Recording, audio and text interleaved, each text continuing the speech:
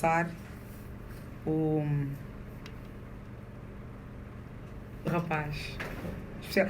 Olha, vou só fazer aqui uma parte. Quando o João Linho se dirigiu aqui dirigiu-se ao CFK, ao Cláudio Chiala. Vocês são o sobrinho. E ele disse, mas ele foi meu professor de ténis. Então sempre eu quero falar, né? Pronto, está aqui um aluno de João Linho. Ele foi aluno de João Linho de ténis. Professor, volta. Agora pronto, vamos direto ao ponto no Zuela. Não é João Linho? Não. Pois. Todas as quartas-feiras na Cadeira Azul. Uma nova história contada na primeira pessoa. Zuelar é para falar. Pronto, e já não há segredo, já por acaso, e até fiz um post no Facebook de quem seria o meu convidado de hoje para a edição número 2 desta segunda temporada do seu Zuelar, que teve início, portanto, o Zuelar como um todo, no ano passado, em 2017, com um total de 18 entrevistas, 18 livros oferecidos, acreditem, orgulho-me bastante disso. E quando eu digo não, os 18 livros eram meus, não é porque eu estou ressentida, não. É que realmente é um bom esforço para que seja multiplicado. É essa a minha intenção, acreditem. Quando falo dos 18 livros, é para que elas sejam, para que esta ação seja realmente multiplicada, que eu acho que é muito interessante. É o Cláudio Chiala. Podemos pôr o nome completo. Queres o nome completo? Pode ser, não tens problema nenhum com isso, né? Na minha busca, não é? Ajudada agora pelo próprio Cláudio, só precisei do bilhete dele de identidade para há tanto tempo assim, mas é uma pessoa que se vocês ouvirem enquanto rapper vão sentir que eu não estarei a contar aqui nem a fazer elogios à toa, né? Tem muitos skills, diga-se de passagem. Obrigado. Eu acho que se ele dropa como dropa e aquilo que ele diz é porque ele escreve bem, não estaríamos nós a falar, se calhar, de Perdidos na Escuridão. Isso tudo só para início de conversa. Cláudio, boa noite. Já falei tanto, estou sempre a interromper, só de simpatia. Tudo bem? Boa noite, Carla. Boa noite a toda a gente que está a ouvir. Dá-me só um jeitinho para o microfone mais para cima. Boa. Uhum. Boa noite à Rádio Luanda e a toda a gente que está em sintonia. Muito obrigada por teres aceito o nosso convite. O prazer é todo meu. Na verdade, sempre quis estar aqui. Oh, que bom. Ótimo. Os meus amigos todos vêm para aqui. E quando é que isso é muito bom. É muito bom. O CFK nasceu em 1992, no dia 26 de julho. É novíssimo. Sim. São 26, né? Sim, faço 26 no próximo mês. Sim. Um dia que vamos ao Boda da Soba. Exato. Né? Exatamente. A festa dos 26 homens. A festa dos 26 homens? Sim. A minha festa só vai ter 26 homens. Muito bem. Tá bem, pronto. O resto vão ser tudo mulheres. Ok, não sabemos qual é o espaço, nem como é que vai ser quantificado esse resto. 26 para 200. Zuelar. Eu ia usar aqui, direto ao ponto.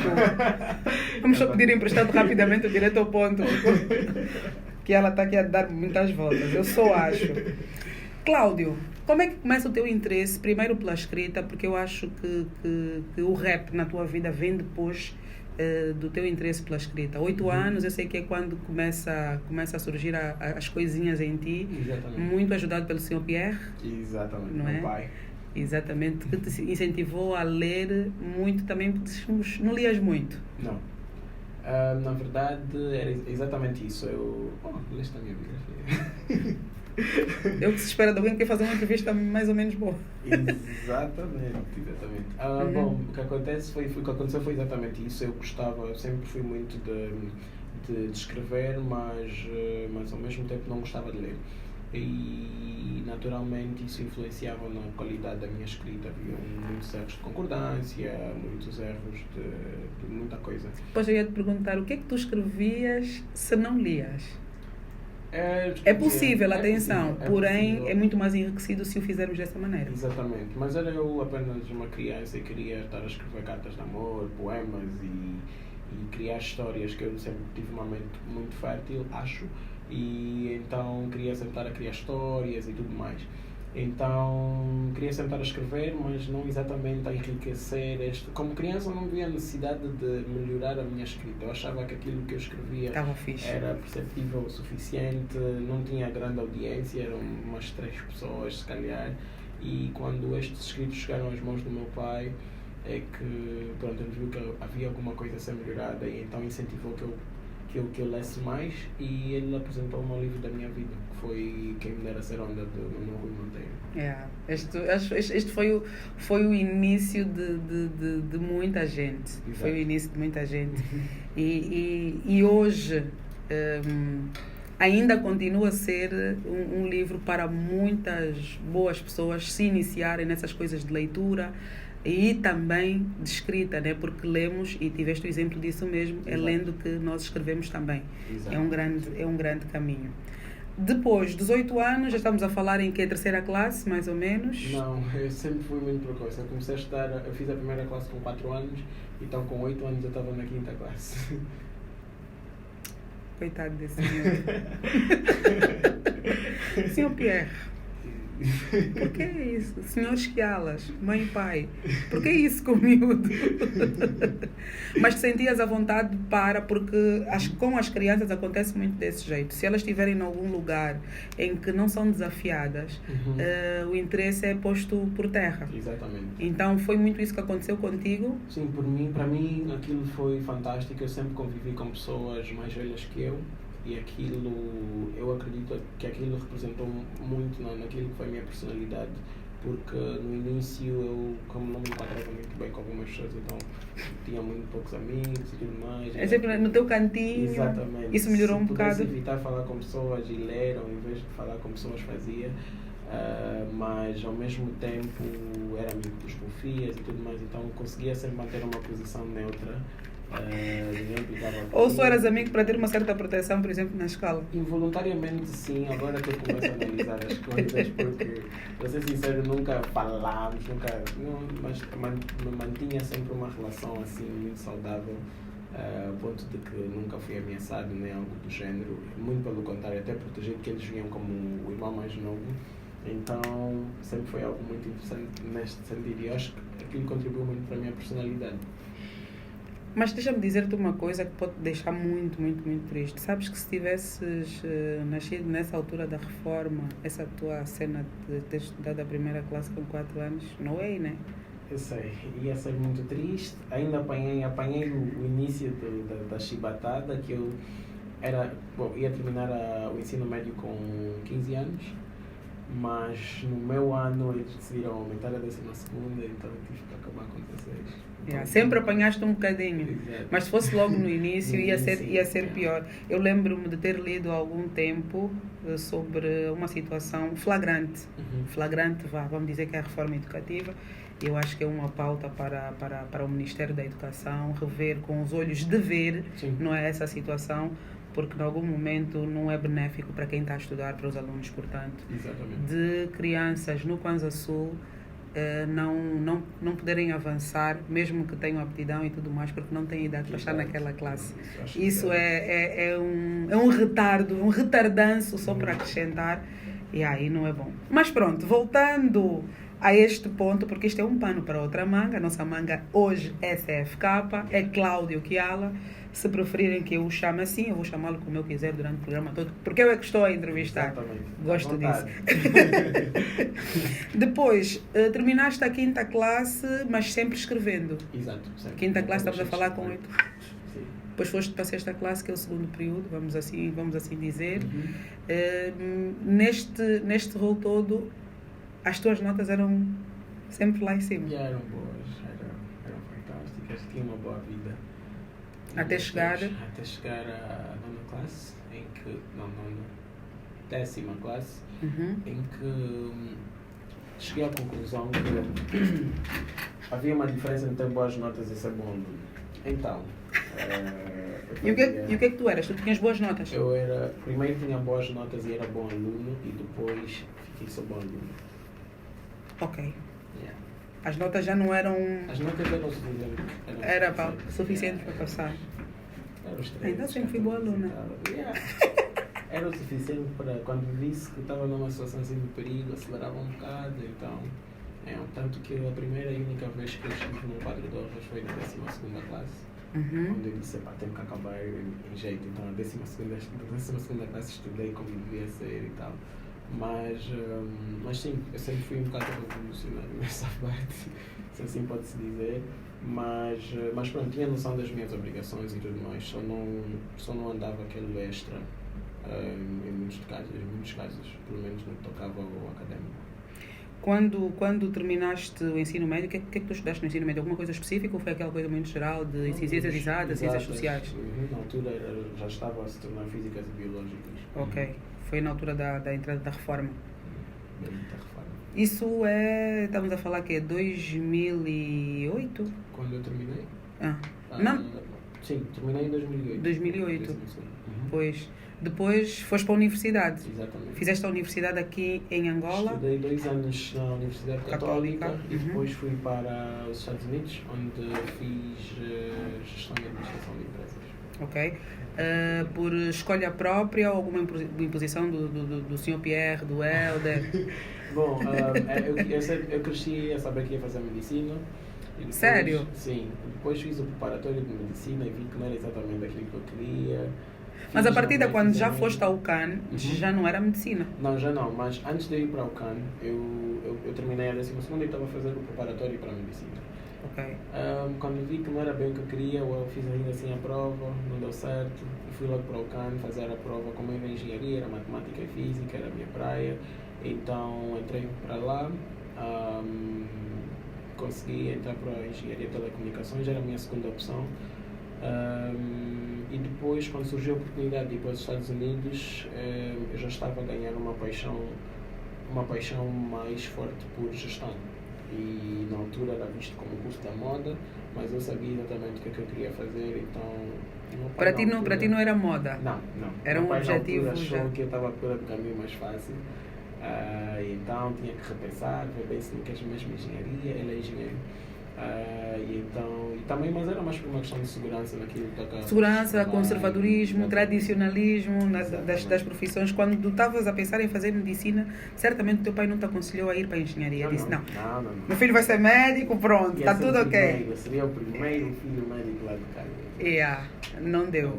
E só por curiosidade, se tivesses continuado com medicina, o que é que terias feito de especialidade? Cirurgia. Ok. Cirurgia, eventualmente Neurocirurgia. Gostas mesmo de matemáticas? Ias para a medicina por uma área mais gramática. E passo a explicar porque eu digo que é mais gramática, porque na língua portuguesa a matemática é a gramática. Exatamente. Quer dizer, tudo só a ver com números entre aspas, né? Exatamente. Só aqui para puxar uma gracinha. E quando é que realmente entras para o rap? Normalmente o pessoal que faz rap começa naquelas batalhas entre os amigos, mas uma pessoa que não era tão social assim, que não tinha assim tantos amigos e conversava com as pessoas só porque tinha que ser, né? Eu tenho uma amiga, a Débora Ribas, não sei se nos está a ouvir, ela também diz, conhece a Débora? Conheço. Ela também diz que sempre, se ela pudesse fechar numa biblioteca, porque ela achava que os livros entendiam-na muito mais do que as pessoas e assim. Mas agora volto à pergunta. Uma pessoa que era assim tão fechadinha, como é que se põe ou que se coloca num meio tão badalado, podemos assim dizer? Bom, aconteceu uma coisa interessante. Aos meus 9 anos, por aí, que eu me dividia entre ténis e muitas outras coisas. Com o professor João? Exatamente. Aconteceu uma coisa interessante. Eu fiz parte de um grupo de dança, da Alice Berenguela.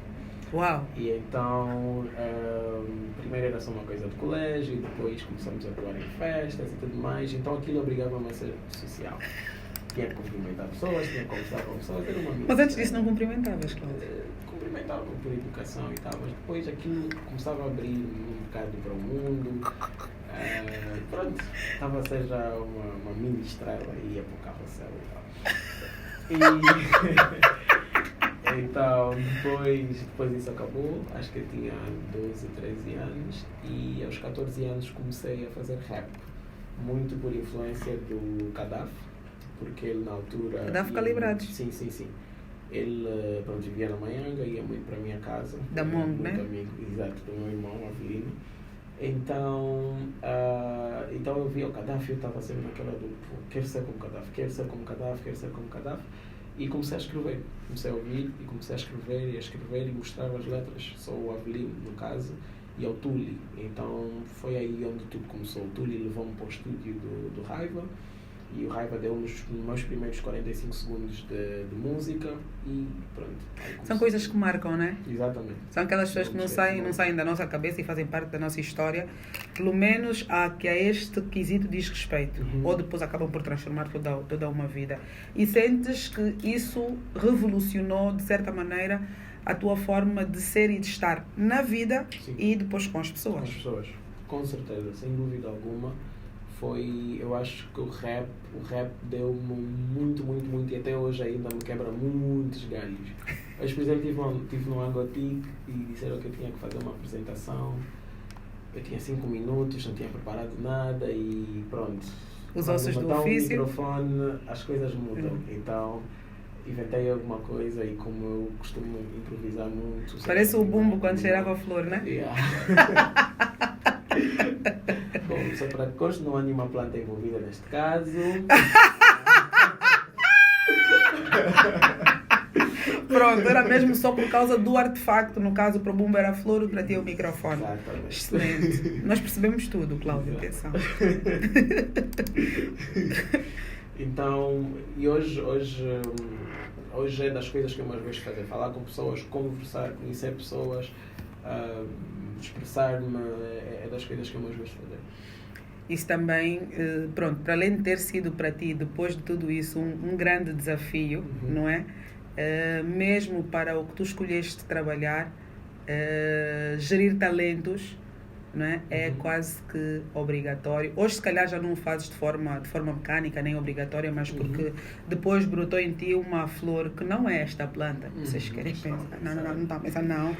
Brotou em ti esta vontade de estar com as pessoas, de falar com elas, e só assim é possível fazer tudo o resto. Exatamente. Quando é que tu gravas, depois destes 45 minutos no estúdio do Raiva, né? Depois do Tuli te levar, depois do teu irmão analisar, porque eu sei que foi realmente o Kratos, o Avelino, sim, né? Sim. Que teve um papel muito preponderante para a tua vida artística, ao que o rap diz respeito, podemos assim dizer. Como é que a tua mãe e como é que o teu pai recebem essa notícia, ou na verdade essa afirmação? É assim, eu vou fazer isso e a vossa opinião seria importante se eu não tivesse decidido, mas eu já decidi. Foi um bocado isso. Os meus pais, na altura, pronto, como acho que muitos pais não viam rap com bons olhos, e na idade que eu tinha, o rap seria mesmo muito nocivo aos olhos deles. E então eu escolhi não lhes dizer. O Avelino tinha o meu back, o Helder também, com a condição que eu tinha de manter notas na escola que fossem aceitáveis. E assim o meu segredo não ia por água abaixo. Acontece que um dia, numa rádio, que por sinal é esta... estava, eu acho que era o Cool Clever a falar de qualquer coisa e foi questionar sobre novos talentos e tudo mais, pedi para passar uma música minha e depois da minha música ele disse esta sensação, este é o menino CFK, acho que vocês não conhecem, mas têm que conhecer CFK que veio de Cláudio Kiala e pronto. O tio ligou para a minha família e dizer, então... Sim, porque tem sempre alguém que ouve, que não devia ter ouvido, mas que ouve. Eu até hoje não percebo como é que o tio dá a ouvir o programa de rap, aquele tio específico, mas... e então a reação dos meus pais foi algo muito surpreendente, porque eles disseram, tu estás a fazer isso, não disseste porquê, tens que dizer, é uma boa coisa, mas era porque eu já estava na rede. Então, se certeza que fosse só ouvir... Ou não, talvez essa pré-leitura que vocês fizeram tenha sido mesmo errada. As tantas... Alguém que talvez te tivesse incentivo, talvez não, alguém que te incentivou a ler, como o teu pai, e depois visse ou ouvisse tu usares parte, porque é assim, de todos os artistas ou cantores e cantautores, assim, o rap, um bom rapper, uma boa rapper, é necessariamente um excelente liricista, uma excelente liricista, que lê, que está antenado com o que acontece à volta da sociedade e tudo mais. Portanto, isso deve, de alguma maneira, orgulhar. Então, vocês fizeram uma péssima leitura. Mas depois, vocês, não havia nada de mais? Ele apoiou na boa? Sim, a tua mãe, o teu pai? Não estava muito estresse, no estúdio não era exatamente uma rotina, era todos os dias ou alguma coisa, ficava mais a praticar em casa e tudo mais. Havia um show uma vez ou outra no Espaço Bahia e por norma ia acompanhado do Avelino, então nunca havia stress quanto a isso. Essa coisa de ires acompanhado com um mano mais velho já deve ter-te rendido umas boas punchlines. Não? Muito pelo contrário. Eu usei a teoria da psicologia invertida. Eu, basicamente... Já falavas sobre isso para ninguém? Eu já assumia que era... E sabe, na verdade, foi isso que, de certa forma, foi marcando como um diferencial. Porque numa altura em que toda a gente queria ser o gangsta, o hustler e tal, eu era o que pegava no microfone e dizia que sou Betinho. Ou que não posso fazer não sei o quê, porque senão o Kratos vai me queixar, por exemplo. Então eu tinha a minha realidade muito patente e depois chega uma fase em que já não vais falar de quê? Dá o que eu já falo. Não tem piada, né? Exato. Se eu já me abuso, o teu abuso não vai ser nada. Não vai ser, mais um. Faz sentido. Ainda és um mistério para ti mesmo? De certa forma, vou-me descobrindo. Então, eu acho que ainda tem uma cena dentro de mim que ainda não descobri, mas já estive muito mais longe disso. Ok. Então, é mais ou menos como uma pedra filosofal. Que está só a...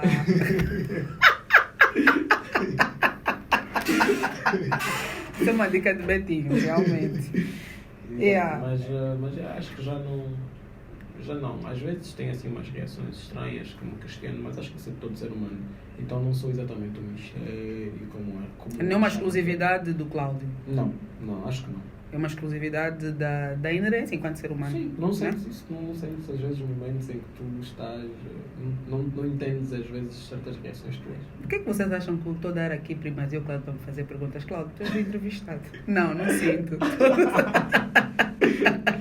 Não, sinto sim senhora, sim senhora. Eu acho que é inerente da nossa estada aqui enquanto seres humanos e humanas, que temos sim bastantes questionamentos sobre muitas coisas nas nossas vidas. Aquelas situações, não sei se também acontece contigo, já pegando na tua pergunta, te devolvendo, que tu perguntas, tu já tiveste certeza de determinada coisa em algum momento, e sobre esta mesma coisa ou situação, ou sei lá, tu te questionas novamente sobre alguma atitude que tenhas tomado ou sobre um posicionamento em determinado momento da tua vida. Exatamente, já, muitas vezes.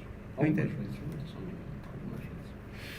Mas a tua vida se divide em muitos campos, em bastantes setores. É uma vida agitada e é uma vida que tu gostas, sobretudo. Amo. Né? Porque eu não sei se tu separas as iniciais do teu nome dito por extenso, ou se estas pessoas são as mesmas sempre ou são em algum momento das vossas vidas. Cláudio Kiala ou Cláudio Fernando Kiala e CFK mesmo, escrito assim. Exato. Ok, vai parecer uma conversa assim meio estranha, mas eu sinto a presença dessas duas personalidades. Cada uma tem um papel na minha vida, tanto o CFK como o Cláudio Kiala. E eu sinto que muitas das vezes o CFK vem salvar o Cláudio Kiala de muitas coisas. Como hoje, por exemplo. Vais pedir emprestado o CFK? O CFK às vezes tem que intervir. Às vezes já estou em situações em que tenho que improvisar alguma coisa e tu notas claramente que é o meu lado rapper a falar e tudo mais. Como rapper, para quem já me viu atuar, sabe que eu assumo uma postura totalmente diferente no palco. A minha mãe, depois de me ter visto atuar pela primeira vez, ela ficou muito preocupada. Agora sempre que eu digo que vou para um show, ela pergunta se eu comi, se já comi e tudo mais, e tenho que beber muita água.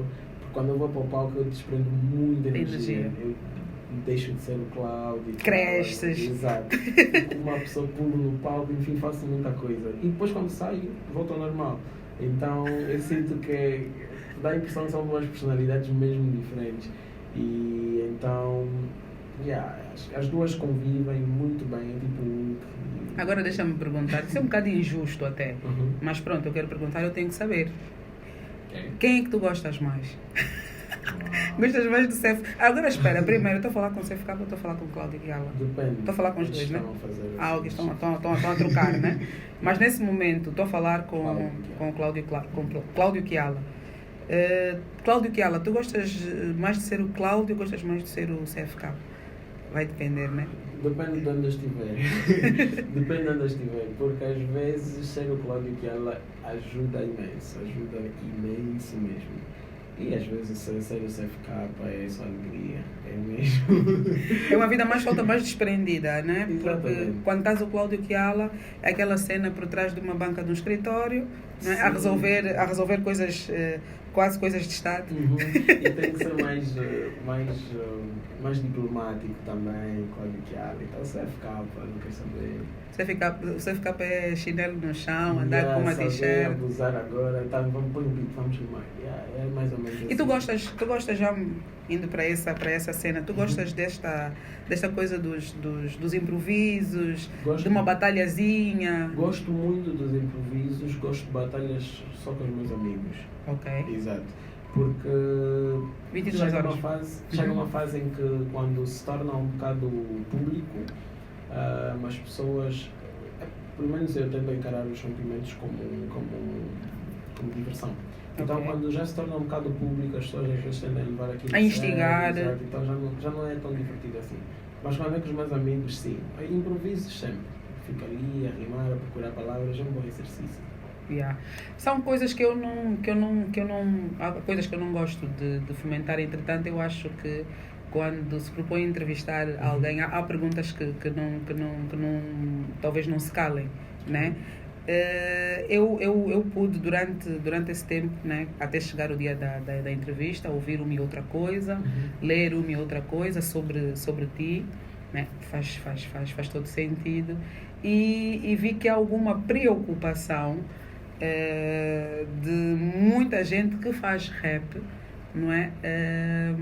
Dirigir-se, estou a usar as palavras mais simpáticas possíveis, usarem-te como sabe, acontece aquele circo em que se atira alvo a bater. Exatamente. Por que tu achas que isso acontece? Bem, eu acho que surgi num timing perfeito, não é? Foi uma altura em que, por exemplo, hoje até as pessoas ainda perguntam sobre o school. O school é uma pergunta que ninguém sabe responder. Mas foi numa altura em que estava a acabar de... Não havia ninguém da minha faixa etária a fazer música. Okay? Surgiram depois, acho que umas 2 pessoas e tal, mas depois hoje já nem cá. E então, de todos eles, eu tornei-me mais consistente e a minha postura também, na altura do meu começo, foi determinante. Porque eu não entrei numa postura de vim destronar todos que estavam aqui, vou ser eu sou mais nervoso. Novo sangue e tudo mais. Então eu procurei sempre ser estar muito próximo de toda a gente que fazia música. Então eu entrei numa altura em que, no exemplo, o Gita Finha era o puto da história. Então, se o Gita Finha era o puto da história, tinha 24 anos, por exemplo, e eu tinha 14, então havia uma margem muito grande. É quase uma geração. Exatamente. E depois, pronto, tem a ver com a minha prestação na altura, e eu não me deixei simplesmente levar pelo sou criança, então posso fazer o que eu quiser, e procurei estar sempre ao nível, ou procurar estar sempre próximo do nível daquilo que era o aceitável naquela altura. E então isso determinou muito o meu posicionamento. Quando começam a surgir os novos artistas, há aquela necessidade de você ficar, também já está aqui há muito tempo, esse é o novo, este aqui é o novo miúdo, este aqui é o novo miúdo, este aqui é o novo miúdo. Então, começam a surgir estes pequenos atritos, porque houve sempre uma necessidade das pessoas de compararem, porque naquela altura eu era o único modelo da minha geração até como comparação. Então foi um período difícil. Foi um período difícil. Tudo, mas estava a chegar um rapper novo, já tem que cantar para você ficar, vai ver. Então era sempre, era uma pressão muito forte, mas foi bom, foi divertido. Foi muito divertido. Foi muito divertido, mas não sei se só foi, porque há coisas que ainda continuam a ser. Sim, só que agora eu já escolho as minhas batalhas. Antes era tudo, antes era o que viesse. Tu usas como uma capa para retorno. Veste de uma capa e diz, bem, deixa ver se isso me diz. Olhas para trás, eu também estou a olhar para trás, por isso é que vocês ouviram a minha voz ali de trás. Olhas para trás e dizes, bem, eu não quero esse combate. Né? É assim, às vezes até eu escolho o combate, já escolhi mais combates propositadamente, porque às vezes alguns encaravam como isso é uma afirmação minha. Eu tinha que estar ali, senão as pessoas não iriam entender a minha luta e tudo mais. Para alguns casos valeram a pena, para outros eu perdi tempo, mas pronto. Mas sempre se aprende uma grande lição, com né? certeza. E eu sei que uma das lições que deves ter aprendido é a ignorar. Exatamente. Nem todas as lutas são bons combates, né? Claro, Às vezes isso não é um sinónimo de fraqueza. Nem um bocado.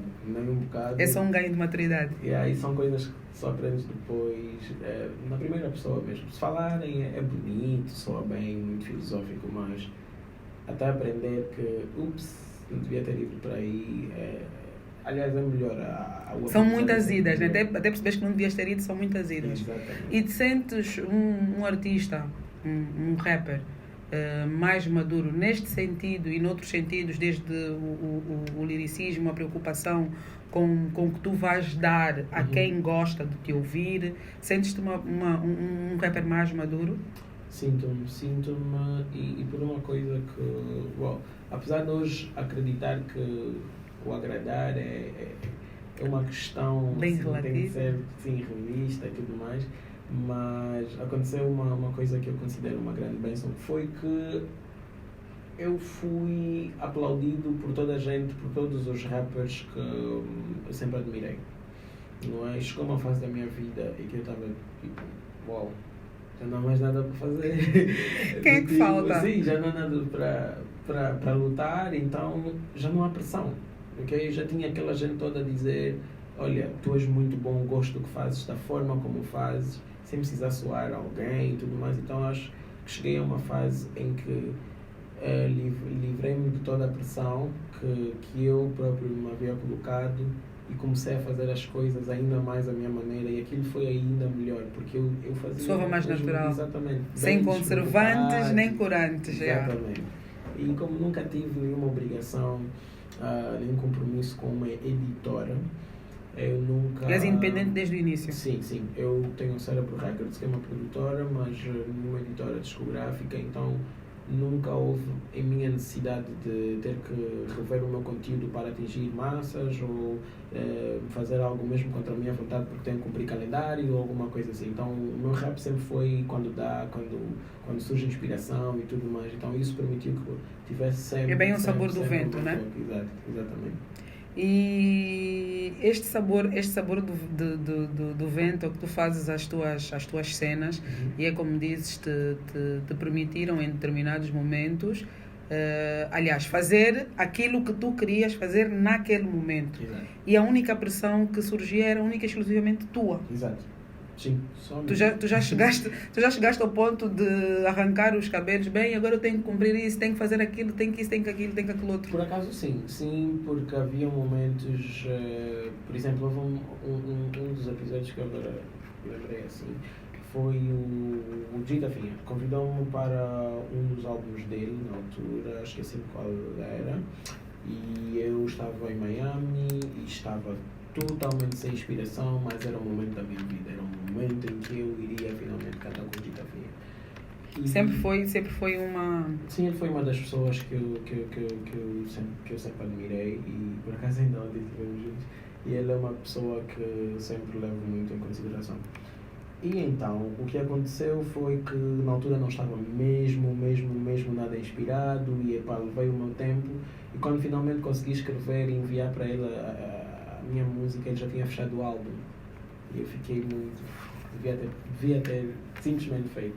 Mas pronto, ele convidou-me depois para o álbum a seguir, Duetos, que acabamos fazendo uma música. Foi o Fama ou o Sem Ar? Foi o Sem Ar. O Fama fizemos depois. Ok.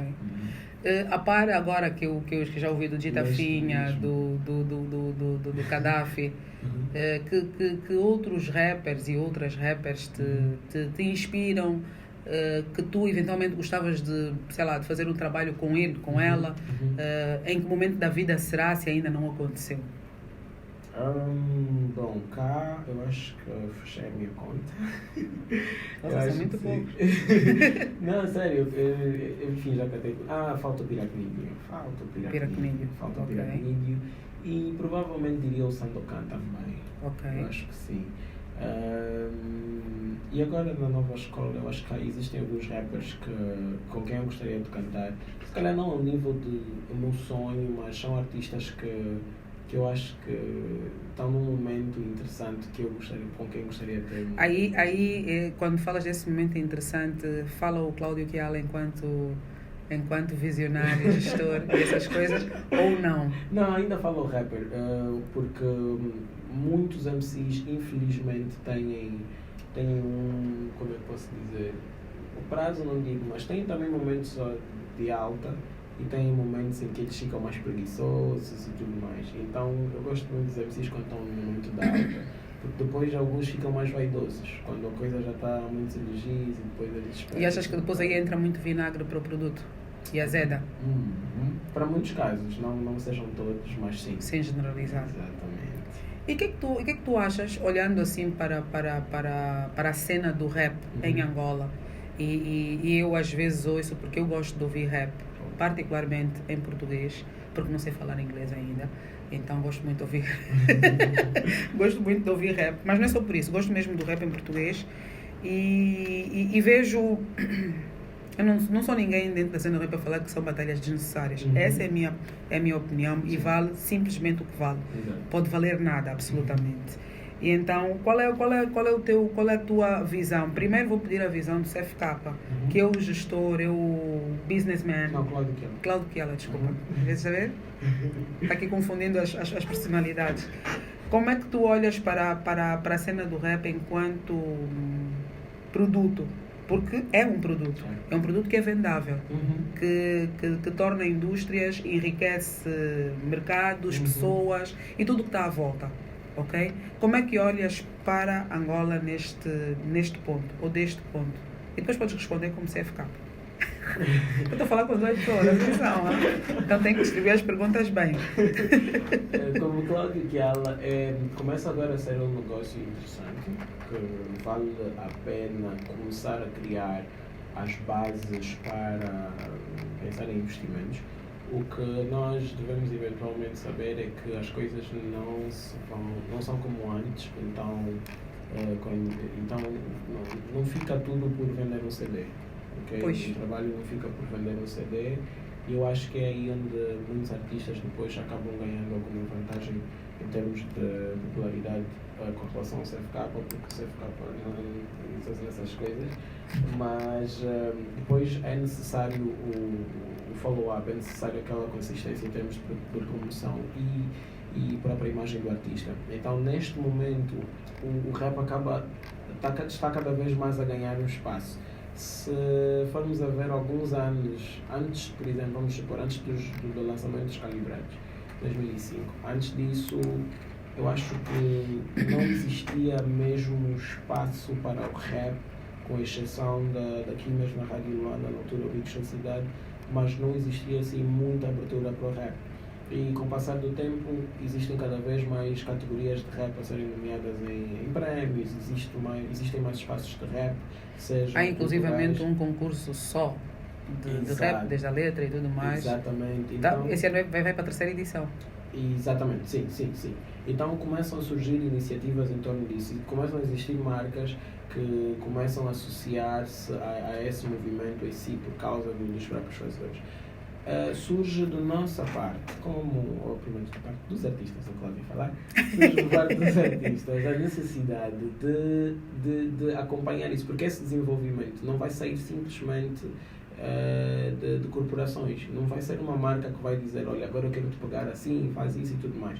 É necessário agora os artistas começarem a usar aquilo que têm em mãos. Por exemplo, eu sei que eu tenho, imagina, 41 mil seguidores no Facebook, X mil seguidores no Instagram e tudo mais. Como usar isso? É simplesmente vaidade? Como?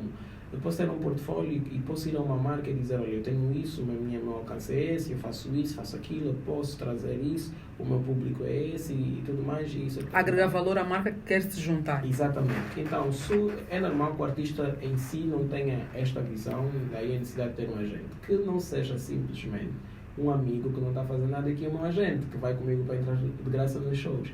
Então, quando os artistas começam a levar a sério essa parte, e ter também agentes sérios, que vão levar o artista a sério, que vão depois para outros parceiros a sério, começa a haver um maior desenvolvimento. Porque o que existe agora, o que é? São vários artistas que tentam nas suas ilhas criarem as suas próprias produtoras.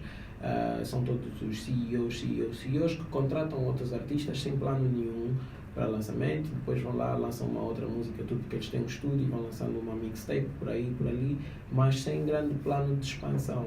Então, enquanto as coisas continuarem assim, vai sempre continuar ali no chão, ali em águas de bacalhau. Um excessivo amadorismo. Exatamente. Mas o que às vezes dói é saber que já existe mercado para isso.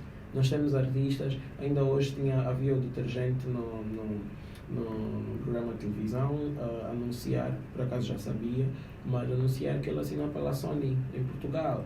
E como ele não é único, nós temos hoje ainda no rap, tem a própria Força Suprema e tudo mais, então começa a existir esse interesse. E a pergunta é como usamos isso.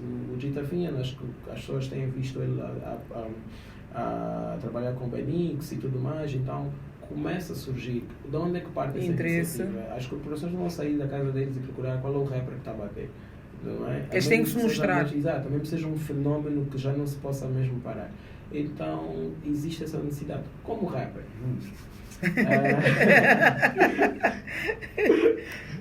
Como rapper, é um bocado do que já disse antes, mas vou dizer mais cá dentro. Mais tecnicamente. Exato. Há uma certa descrença. E nós, rappers, viemos de uma cultura em que estivemos muito habituados, sim, no rap é intervenção social, mas estivemos muito habituados a culpabilizar tudo e todos pelo fracasso, inclusive pelo nosso próprio fracasso. Então, nós raramente vamos chegar e dizer que a culpa é nossa.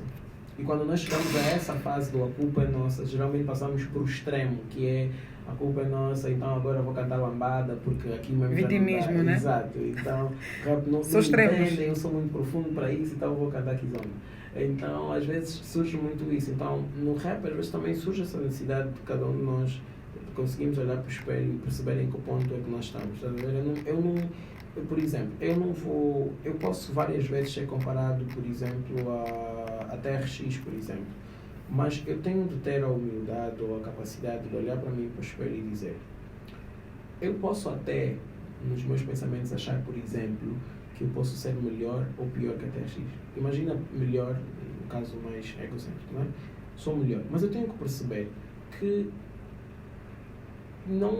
nós não temos a mesma área de atuação, nós não temos o mesmo público-alvo. Não tem a mesma abordagem. Exato. Eu não posso esperar ir ao Miami às 2 da manhã e ser anunciado como artista e ser aplaudido da mesma forma como seria a TRX, por exemplo. Posso tentar perceber o que tu estás a dizer. Uhum. Se nós olharmos para a física e tentarmos fazer uma operação, temos que fazer a partir de coisas que tenham a mesma grandeza. Exatamente. É exatamente isso. Eu não posso multiplicar força com área e não sei o quê. Tem que ser a partir da mesma grandeza. É isso que estás a querer dizer? Sim, exatamente. que é que isso nos traz? Existem pessoas que são boas, ou melhor, que por não atuarem com a mesma efetividade numa determinada área, que não significa que não sejam boas. Ou seja, se eu colocar, por exemplo, um artista badalado, vamos supor...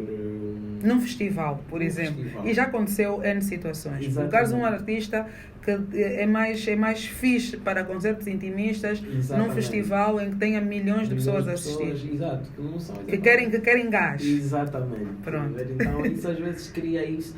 E tem um outro fator que é o público.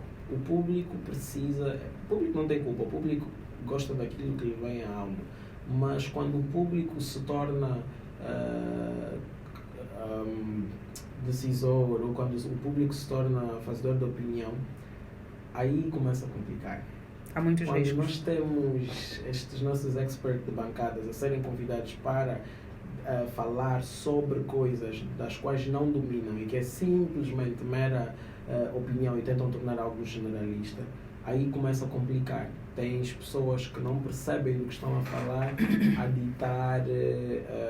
a fazer agendas, a fazer pautas. E isso é muito complicado porque o efeito disso é devastador. Porque às vezes esse membro do público, sendo público, então acaba representando uma multidão. É então, como pegar e fazer uma amostragem, né? Olha, isso é assim, Exatamente. mas foi só alguém que disse isso. Exatamente. Então isso também começa a ser perigoso. Mas o que o Cláudio estava a dizer há bocado de CFK era o seguinte. Um bom agente, não é, vai livrar o seu artista de uma situação dessas. Por exemplo, se o CFK tem um agente que conhece fielmente, né, ou a fidelidade de determinado público que gosta do CFK, Sim. não vai colocar o CFK, e mesmo quando vir a proposta para o espetáculo e tudo mais, vai dizer, bem, isto não é o escopo das atuações do meu artista e tudo mais. Muito agradecida por este, ou muito agradecido por este convite, tal, ele não se enquadra neste, mas até chegarmos a esse nível de suspensão, são outros 500? São outros 500. Porquê? Porque, por norma, nós temos isso como fonte de subsistência, então queremos ter todas as oportunidades possíveis. E às vezes chegamos àquele ponto em que nos desafiamos. Eu sei que aí é mesmo difícil, mas eu vou dizer, olha, se eu mudar esse beat, colocar assim e tal, vai dar certo. Então, às vezes, a proposta fala muito mais alto daquilo que é realmente, daquilo que é a realidade do artista, daquilo que é a percepção daquilo que é o público-alvo dele e tudo mais. E então, isso às vezes também é um grande problema. Se for um artista com uma agenda recheada e que pode ser ao luxo de dizer que não, sim. Ou se for um artista como eu, despreocupado com essa questão, que pode analisar proposta por proposta e dizer que, olha, não estou disponível. Posso essa, aquela não posso. Exatamente. Então também é o caso. Mas e aí vão dizer que és arrogante. Exatamente. Já não tem sido novidade. Mas para um artista que tem isso como fonte de rendimento, é mais difícil. E acaba sendo muito mais difícil. Quando não for impossível. Exatamente. Olha aqui uma paragem básica para umas mensagens que nos chegam aqui na página do Facebook. O Marcílio Vandunen diz: olá, boa noite, CFK. Como estás, Camon? José Armando Pereira, boa noite. Estou a trabalhar, mas a esperar pelo vídeo. Porém, pergunto, por favor, ao CFK, o vídeo está, se já ouviu a nova música da Army Squad que retrata um pouco da nossa realidade sociopolítica. Caso já tenha ouvido, que opinião tem em relação à mesma track? O Nilton Ferreira, muito obrigada. Boa noite e continuação de outro trabalho. Obrigada, Iracema Gomes. Boa noite, Carlos. CFK é forte, muito forte, grande MC, é o Bruno Mansell. O Edivaldo dos Santos diz que está ligado. O Castro Monteiro, muito obrigada por estar na sintonia. Joica Cunga, Arcanjo Smith, Edivaldo dos Santos.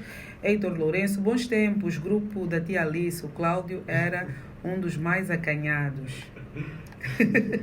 Tenho a performance com Ozono numa cassete mini DV. Eu, Edivaldo. Isso foi em 2006. Ele diz é relíquia aquilo. Ndai Caiuíno, o Carlos Renato, um abraço. Alzira Simões, o Pedro Cavalo Lohanan. O Ivo Filipe Guimarães, beijos da afilhada dele, a Ivy, que não gosta de rap, mas gosta do Padrinho. Paradigmaticamente.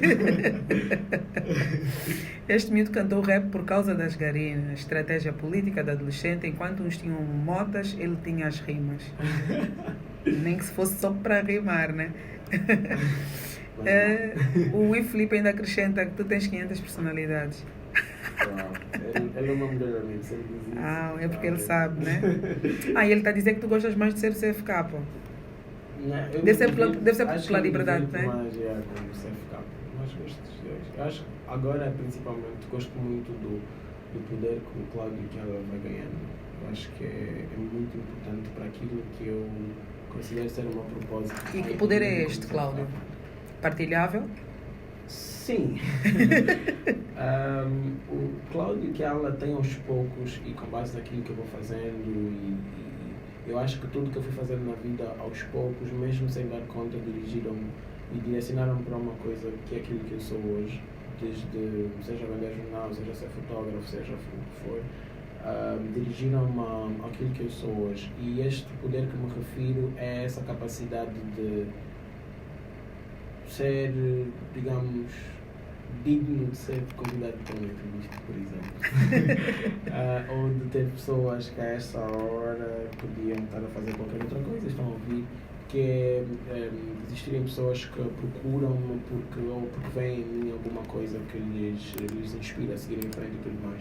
Então esse poder que eu vou dizendo tem a ver com a influência que eu vou criando, com aquilo que eu vou voluntariamente ou não representando, né, para a minha própria geração, para o país de uma forma geral, para aqueles que me são próximos e então eu acho que é isso. Hoje eu tenho grandes proximidades, inclusive com algumas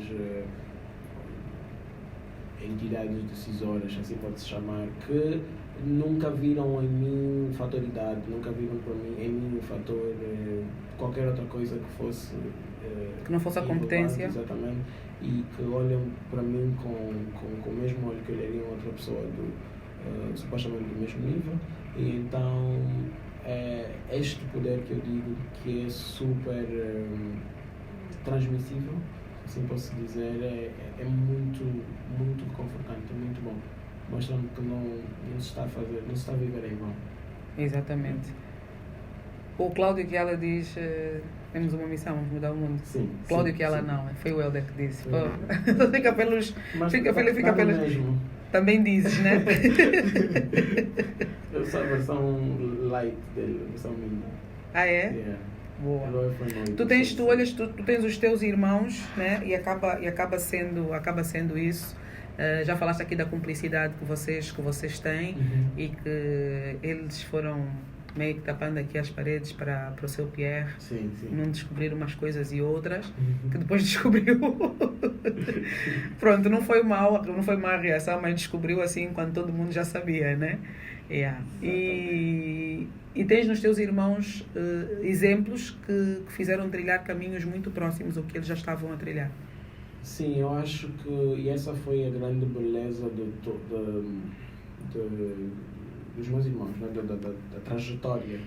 Não é? Acho que todos nós seguimos caminhos que, primeiro a dada altura, cruzaram e depois separaram e hoje continuamos todos unidos, cada um a fazer a coisa da sua forma. Obviamente eu e o Helder estamos muito mais próximos do que nunca. Mas vou dizer, por exemplo, tenho uma irmã que é muito ligada à arte e a dada altura nos cruzamos e formamos uma empresa de convites, de casamento. Eu era só mesmo a parte informática porque eu e trabalhos manuais Nada a ver. Estamos. Então surge isso, eu e o Avelino, pronto, a nossa relação de rap e etc. Então a dada altura sempre fomos nos cruzando.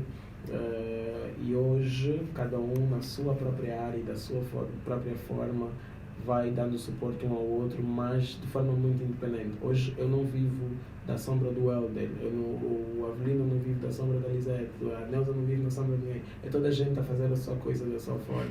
Só tão em sombra quando estão abraçados, não é? Exatamente. Um garante de união, isso é muito bom. Carla pergunta ao CFK o título da música que ele fala do Gaddafi. Orgulho da Manhã. Orgulho da Manhã. Vamos. Atento aos velar, Ismael Embundo, um abraço. Algumas mensagens mais que nos chegam aqui na página do Facebook. Nelson Santos, boa noite. A conversa com o CFK está muito interessante. Jacinto Malungo também a dizer aqui. Parabéns pelo regresso do Zelar. Abraço a ti e ao Cláudio. Obrigado. Pronto, aqui o Helder já disse. Meu Canuco, sabes o plano? Vamos mudar o mundo. Sempre. O que é que tu sentes, por exemplo, quando... Porque também já tens 26 anos. Quando canucos, né, mais jovens, vêm ter contigo, quer na cena dos negócios, de ser mentor e essas coisas, quer como... E quando eu falo de mentor, para os dois lados, né? Porque podes pegar em alguém que curta as tuas cenas enquanto rapper e queira fazer disso também um modo de vida e se dirige a ti e diz, olha Cláudio, eu gostava muito que tu me orientasses, me ajudasses. O que é que isso te traz? Qual é o retorno que tu sentes? Hoje em dia acaba sendo gratificante, porém eu muitas das vezes me sinto culpado, não digo, mas assustado com a forma como algumas pessoas veem algumas coisas. Eu acho que é importante as pessoas perceberem que tudo que eu faço vou noticiando as minhas lutas e da mesma forma vou noticiando as minhas conquistas e quando eu vejo derrotas. E isso, por norma, é que inspira as pessoas, esse é o fator humano da coisa. Naturalmente, algumas pessoas acabam vendo isso e fazem as suas próprias contas. E se fosse, pensou aqui, fez isso e fez aquilo, então ele é milionário. Então, já levam aí. Então, muitas das vezes as pessoas que dizem que querem ser como eu, não é exatamente passar pelo que eu passei, o que eu tenho passado, ou lutar como eu lutei. Muitas das vezes as pessoas têm uma noção de uma realidade que elas próprias criam e querem aquela realidade. Então, por exemplo, no que toca a empreendedorismo, eu só posso dar às pessoas conselhos sobre aquilo que eu passei e estou, porque eu acho que eu ainda estou numa jornada e não me acho exatamente digno de hoje abrir, amanhã fazer uma palestra e ser coach para empreendedores e essas coisas. Isso é para o Helder já tem anos nisso, o Helder tem experiência e tudo mais, e eu vou buscar muito do Helder também. Então é importante. No rap eu já estou muito mais confortável porque tenho coisas mais palpáveis que eu possa exatamente atestar. Tenho CDs, tenho coisas que estão no YouTube que as pessoas veem, tenho esse reconhecimento. Então o rap é mais técnico e que eu tenho mais conforto em falar. Então às vezes é importante perceber isso. No entanto, eu sei que muitas das vezes ainda assim as pessoas olham pelas razões certas e só tenho de agradecer porque cumpre com aquilo que é o meu propósito, que é exatamente impactar e principalmente no que toca à juventude. Okay? Tenho uma passagem bíblica que é a minha preferida, que eu inclusive falo numa das músicas, que é 1 Timóteo 4, versículo 12, que ele diz: não deixa que ninguém faça graça a ti porque tu és jovem, mas seja um exemplo na forma como falas, andas, amas e trabalhas. Então é um bocado a minha filosofia. Eu espero, eu vou lutando e tenho fé que o que eu faço... Sim, falando da Bíblia, não, perguntar se acredita em Deus era mais do mesmo, né? Exato. Então, daquilo que eu vou fazendo, eu tenho fé de que, pronto, eu estou a ir para o caminho certo. Mas, enquanto eu vou para essa jornada, eu me certifico que, ao mesmo tempo, vou sendo um exemplo.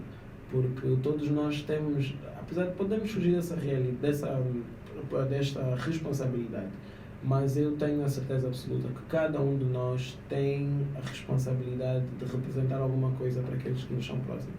Não precisamos todos assumir uma figura paternal ou maternal e de repente sentir que tenho que controlar a pessoa, tenho que proteger exatamente a pessoa, mas nós temos que ter a certeza que se vamos estar num meio, se vamos estar com alguém, temos que representar alguma coisa. Então eu procuro que essa coisa seja positiva. Okay. Principalmente agora, muita gente que eu nem sequer conheço tem acesso àquilo que eu faço. Então, as coisas não queres te envergonhar das tuas coisas lá frente, né? Exatamente. Mas muito mais pelo... eu tenho a certeza que, enquanto ser humano, eu tenho que me certificar que eu não faço mal às pessoas. E não fazer mal às pessoas, às vezes, pode começar por fazer mal a mim mesmo.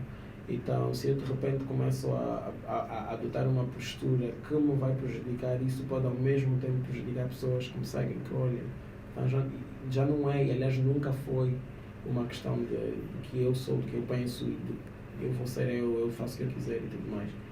A partir do momento que eu interajo com pessoas, eu tenho responsabilidade com pessoas. É mais espiritual do que isso mesmo, né? Exatamente. Porque eu costumo dizer, pronto, e acho que isso até deve ser provado cientificamente, que não obstante o facto de as pessoas acreditarem em Deus ou não, ou de serem parte de uma religião ou não, nós somos seres espirituais, né? É inerente à nossa condição de humanos. E então é um bocado isso. Podemos fazer um pequeno regresso até 2018. Não é 2018. Não é 2018. Eu só queria dizer... Eu queria dizer que fazer um pequeno recuo até os teus 18 anos. E aí fui pegar já em 2018, a altura em que lançaste o teu livro. Sim. Perdido na Escuridão. Exatamente. Não sei se terá sido porque quando nós fazemos o título de um livro ou de um disco, achamos que é um autorretrato. Exato, sim, mas neste caso não foi. Na verdade, muitas vezes não é, porque o artista tem a liberdade de... E foi o que tu disseste, por exemplo, estavas a escrever com 8 anos e não gostavas muito de ler. E aí uma pessoa pergunta, estavas a escrever sobre o quê? Se não estavas a ler? Tudo bem, podia ser o que estava à volta e tudo mais. Mas o que é que te leva a escrever o Perdidos na Escuridão? Para ser sincero, não houve uma razão filosófica para isso. É uma coisa... Um dia acordei e disse, uau, mas pouco comum. História. Ok? É pouco comum entre nós, que muito por inerência de tudo, né? Nós... eu não sei se posso, né? Se tenho esse direito de dizer que nós, de uma maneira geral, porque eu não tenho um estudo estatístico para dizer isso, mas olhar para 2018 e ver 2 milhões de crianças fora do sistema de ensino é olhar para essas crianças todas e dizer que elas nessa idade escolar não poderão começar a ler agora, né? Estas são as que foram contadas, não sabemos quantas não terão sido contadas, e também olharmos um bocadinho para o número de adultos, né? do ensino adulto, pessoas que começam a ler só depois de terem 60, 70 anos, são pessoas que tiveram ou que lhes foi negada a entrada para a escola na altura certa, e então algumas pessoas que não sabem ler, ok? E algumas pessoas que sabem ler e não leem também. É exatamente isso que quer dizer. Mas isso não é generalizado. Também há o lado do desperdício, que são as pessoas que sabem ler e não gostam de ler. Tem as pessoas que sabem ler e gostam de ler e não ensinam. Exatamente, novamente, a questão da responsabilização, da responsabilidade que temos uns para com os outros.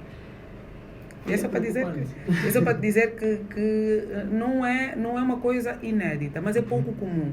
E eu acho que há coisas que nós temos que ressaltar para que elas se multipliquem, né? Por serem boas, né? Eu acho que devem ser multiplicadas, sim. E depois, o Perdidos na Escuridão, o retrato tem assim umas aspas, o retrato de um sequestro. O que é que tu tratavas neste livro? Qual era a visão de um jovem de 18 anos? Que esse livro foi lançado quando tinhas 18 anos. Mas ele não foi... Exatamente, mas ele não foi... Ele ainda queria chegar. Ele não foi escrito quando tinhas 18 anos. Foi escrito um bocadinho antes. Então, eu não vou dizer agrava, mas ainda aumenta um bocadinho mais o incomum, não é? Não sendo inédito, mas é o incomum. Sim.